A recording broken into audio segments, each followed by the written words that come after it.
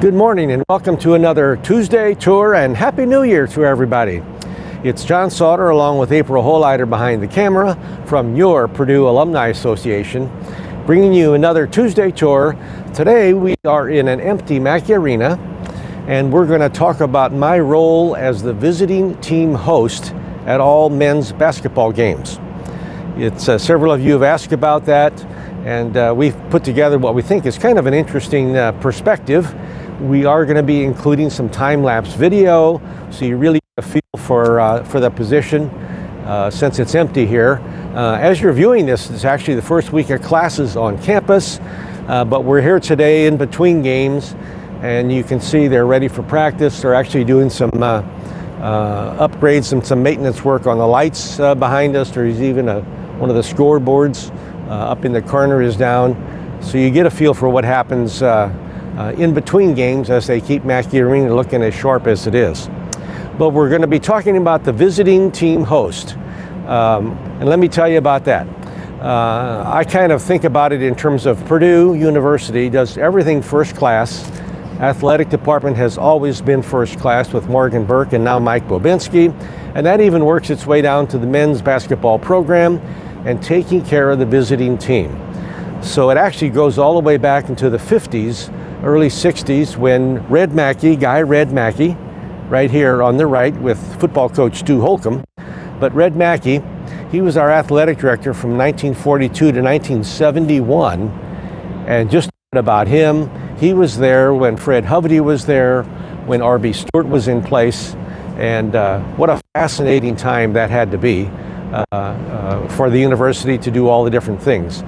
And he wanted to create a position, a hosting position for the visiting team, and he thought it ought to be an adult.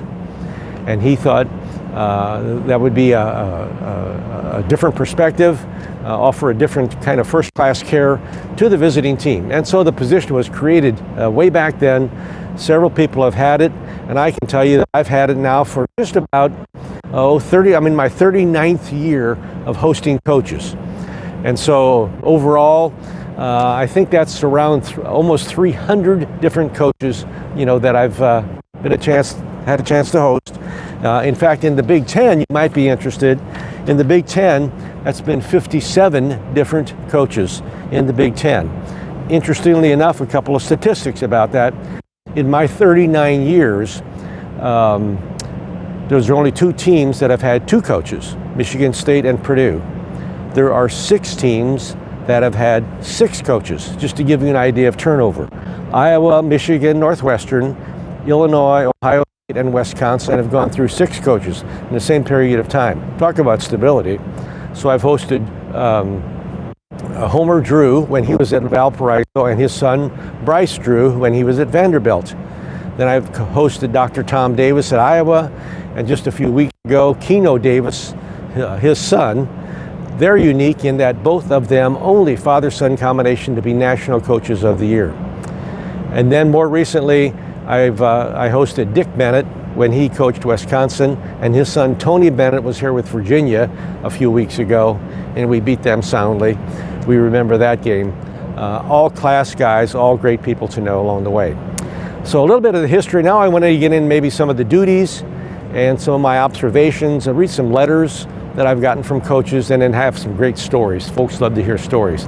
First thing I do, 2 weeks before a game, I send a letter to all the coaches saying, looking forward to having you here again in Mackie Arena. I have another letter I send after the game. I have a win letter and a lose letter, depending on how the game comes out, that I send to the coaches. But then game day arrives, and so I'm the host on game day itself. Game day arrives, we actually meet the coach as they come in, and you may be looking at a video of some of that we've done recently. I meet the coach as they arrive in Mackie Arena and take the coach and their staff and all the players down to the visiting locker rooms. We actually have 2 locker rooms. One is a carpeted, a little bit nicer one, and generally that's where the coaches stay. And then right next to it is a regular looking locker room. Regular looking, we don't paint them off colors or anything, maybe some other schools do. But then the action starts. We go through a variety of things that they might need. They all need bench passes. Anybody who's going to sit on the player's bench who's not in a uniform has to have a bench pass, for example. We get into will call tickets. So I have will call tickets. Quite often I have to run up to the ticket booth and have for the visitors, all the visitors and players, coaches, they get to give tickets to visitors, parents in particular. Sometimes recruits, who might be coming in. But then the wide variety of requests. Parking passes for coaches that are going to be showing up later. Training needs, just a wide variety of things. Quite often coaches will bring family members, sometimes their wives, sometimes their kids, sometimes their athletic director, their boss is with them, and we try to give them extra special care, if we can. But then it's a matter of taking my seat right outside the locker room and waiting for game time. So I keep track on my watch as to how much time is left on the clock down here on the floor. These days they actually have a clock inside the locker room so the coaches themselves know. Before that, managers had to keep track of a stopwatch, so they get on their time schedule. All the coaches have a routine they like to follow in terms of when they come to the floor, when they leave, when they come back, when they get their final chalk talk and all that sort of thing. So then, I have the key to the locker room. I locked their locker room door out to the floor. By now, the tension is rising as we get closer to game time, and we're going to start. Make my way out, come through, and then actually sit right back here, right behind the team. Previously, before we enlarged our scorers table, all the players and teams and staff sat in one row, and so we literally sat right behind the team in row. Now we actually sit kind of 2 rows behind the front row, so we can be a little bit out of the way. And generally I sit there with a police officer. We now have a police officer who is assigned to be near the coach at all times. And then I also sit with another host who hosts the officials. When Red Mackie set up the visiting host, he also set up one for the coaches. And so together up here. And so that's where you might see, you get a chance to see me out there. Feel free to send me texts or emails. My high school friends and people around the country like to comment on my tie once in a while, or if I'm behaving myself sitting behind the team. Game takes place halftime. We go back out. We get statistics. We have 15 minutes to do whatever we need to do, get back in. I didn't mention at the beginning, generally teams get here about an hour and a half or 2 hours before the game, and so that's generally where I'm waiting for them. After the game, they get a variety of statistics. We have to make sure they get those. And there's actually several levels of statistics. And just to give you an idea, they actually get statistics by half in terms of what you would expect. Field goals, 3-point shots, rebounds, and all those sorts of things. But then they also start getting more detail. And this is a second-by-second play of the game. And so it shows the assists, the blocks, rebounds, substitutions, fouls by the second of the game, and how it changes the score. And so when media folks report that at a certain point in the game it changed because of some 3-point shots, this is really what they're seeing. And then a little bit later, they also get one further level of statistics, and that's a shot diagram. So this is where every shot was taken and which shots were made during the game. So another level of statistics that helps the media as they're reporting the game, and actually helps the coaches later on.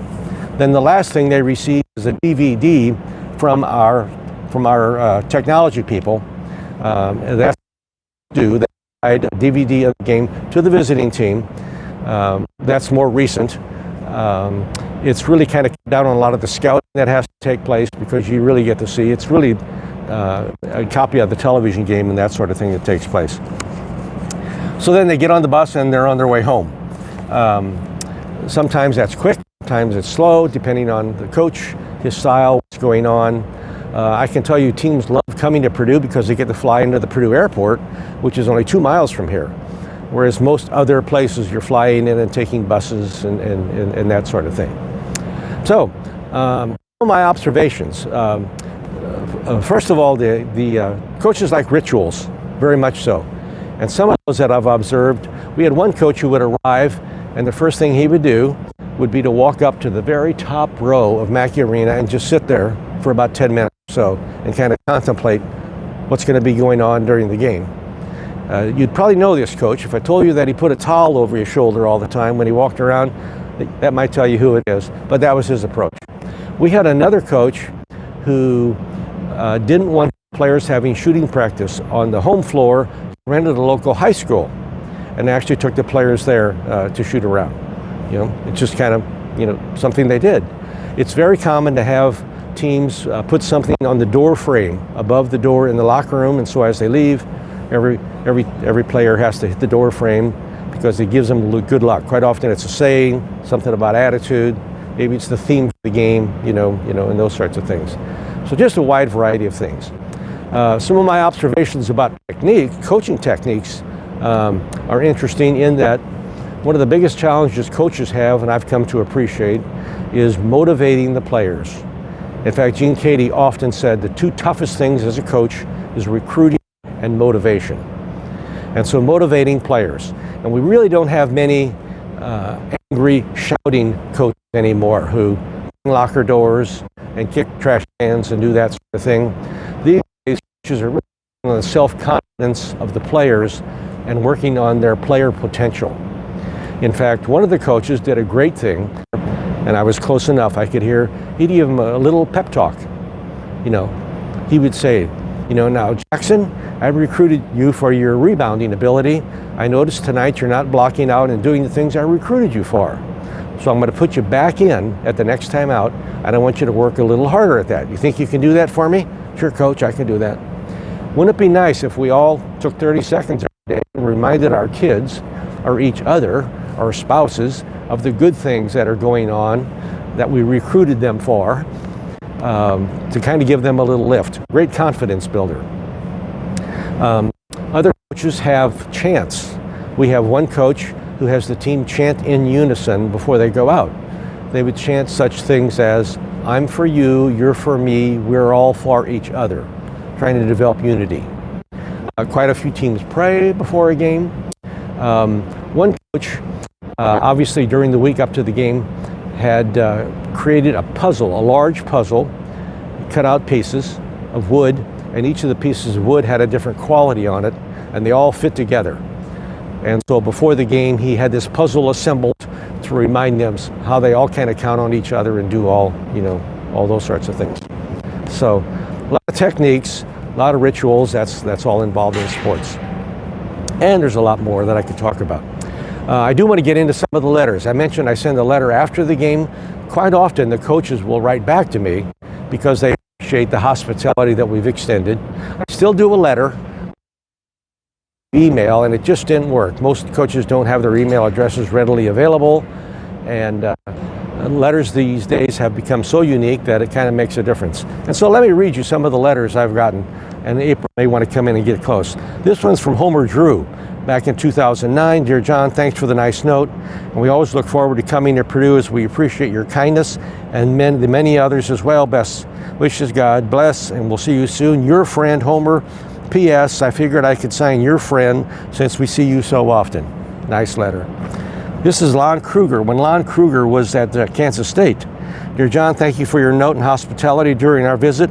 I was also impressed with the organization of your hosting program. If possible, please send me information regarding your guidelines, as I would like to pursue a similar program at Kansas State. He wanted my job description. And so I had to write one real quick and send it to him. I'm not sure they ever adapted it at all. Here's one from Tom Izzo at Michigan State, just in 2008. John, I appreciate the note and the thought. Purdue played well. Matt's doing a great job. He gets my vote for Coach of the Year. We're better than we played. But we're just going through a slump right now. Thanks for your words and your friendship. You're a class act. I'd love to see you when I come. Good luck. Maybe I'll see you in Indy. That's when they were playing the Final Four in Indy. This is one from Bob Huggins at West Virginia. Bob Huggins, as you might know, big man in black. Didn't know quite what we were getting into with Bob Huggins, but sends me a note. Thanks for your note. Always a pleasure, and signs it Hugs. So, great way to do that. Here's one that I really value. This is from DePaul Blue Demons. This is from Ray Meyer in 1984, handwritten. Dear John, I want to thank you for your wonderful. I really appreciate your thoughts and your taking the time to write. This is my last year, and I hope it's a good one. Goes on to say, we go on the road again, and after we play a few games, we'll know how good we are. We have to prove we can play. Good luck to you. I really value one from Ray Meyer. Here's one from Johnny Orr. when he was at Iowa State. John, you were great. Thanks for everything. I know you were disappointed when we beat Purdue. I think it will make them a better team as time goes by. Have a happy holiday season. Then we get into Jud Heathcote. Jud Heathcote probably wrote me the best, funniest letters over the years. This is from February 1988. Dear John, thanks so much for your kind hospitality. Nothing changes at Purdue. You greet us with a smile, a handshake. Gene Katie greets us with a snarl and a win. Maybe things will change in the future. Thanks again for your warm hospitality, your interest, and your friendship. Here's another one from Jud. This is 1987. Dear John, thanks so much for your note, your hospitality, and your continued hex on the Spartans. It just seems no matter what we do, victories at Mackie Arena are impossible to get. I also want to thank you for the book on Red Auerbach. I gave him a book. Jud liked to read before the games. He had a heart attack and liked to calm down before games, so I gave him a book. I completed the entire book before the Illinois game, and as you can see, I did not pick up enough pointers to get a victory at Illinois either. Thanks, John, for being such a gracious host, a good guy, and for the book. See you next year. And here's one from Texas Tech, from Bob Knight. The background on this letter is when he was at Texas Tech, he got the most wins by an active coach at the time. And this is in 2007, and by then I had met him quite a few times. So I sent him a letter and saying, congratulations, Coach Knight. Really happy for you. And since you get a lot of your wins in Mackie Arena, I just wanted to say congratulations. He writes back to me, Dear John, thanks for your letter. I kind of chuckle when I read your comment about how many of the victories occurred at Mackie Arena. I wish that had been the case. Your letter brought back memories of a really nice man who always was kind and helpful to us when we came to Purdue to play basketball. I always remember how courteous and friendly you are. Best wishes to you and your family for an enjoyable 7, and please give Bob DeMoss my regards. Bob Knight. So, interesting relationships you kind of develop with a variety of coaches. Let me wrap up with a few stories, additional stories about some of the coaches that have been here and that sort of thing. Perhaps my most interesting story is in the 80s when I first started doing this, and this is when the Russian national team used to tour the United States. And here they would take these Russian players, big players, and they would play 7 games in 8 days or something. And I had an interpreter with me as we were ready to meet the team, and an hour and a half before the game, they're not there. And an hour before the game, they're still not there. And 30 minutes before the game, they show up, and of course, it's all just a flurry as they come in, and we have to try to communicate and get them everything we do. And so we get them in the locker room, and now we have 20 minutes before game time, and the coach comes out and says, one of my players forgot his uniform back at the Union building. Is there any way you can get him back there to get his uniform? And I said, well, sure. So I go to the closest policeman, and I said, I need to get over to the Union. And he says, there's a crowd tonight. We can't spare anybody. So through the interpreter, I said, well, can I put him in my car and drive him back to the Union? And they said, sure. So I get this 7'2" fellow. We go out, and he crams into my car, and I'm driving him back, and I'm trying to have a conversation with the guy. And so I said, I hope you're having a good experience here. And he looks at me and says, USA, very good, Russia, very bad. And I thought, oh my gosh, he's going to defect, and now what am I going to have to do? But he didn't. We got to the Union, got up to his room, got his uniform, got back, and it all worked out, just fine. Some other stories would be Bob Huggins, again from West Virginia, when he came. We actually played him on New Year's Day a few years ago. And I met him, again, this big imposing guy, had a conversation. And he said, I just want you to know that I had to check off a box on my bucket list. I now spent New Year's Eve in West Lafayette, Indiana. I said, well, we appreciate you being here for that.